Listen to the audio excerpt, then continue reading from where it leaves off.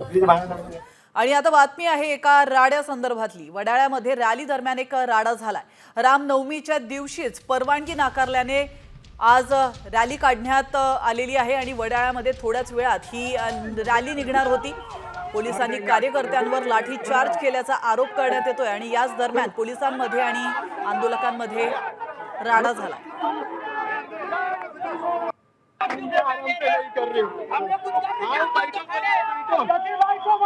तर आपण या दृश्यांच्या माध्यमातून पाहू शकतो वडाळ्यातली ही दृश्य आहे। रॅली दरम्यान राडा झालेला आहे।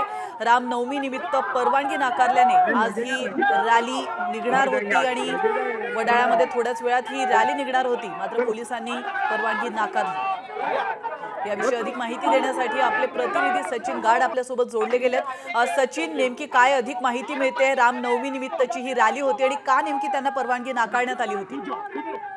नक्कीच रामनवमीला खर तर ही रॅली निघणार होती, मात्र ती त्या रॅलीला परवानगी नाकारण्यात आली होती। आज अखेर कार्यकर्त्यांनी घेतलेला होता की आज अशा प्रकारची रॅली काढायची, मात्र त्याला पोलिसांनी मज्जाव केला आणि त्यानंतर पोलीस आणि जे सकल हिंदू समाजाचे कार्यकर्ते होते ते आमने सामने आले आणि पोलिसांनी लाठीचार्ज केल्याचा देखील इकडे कार्यकर्त्यांचा आरोप आहे।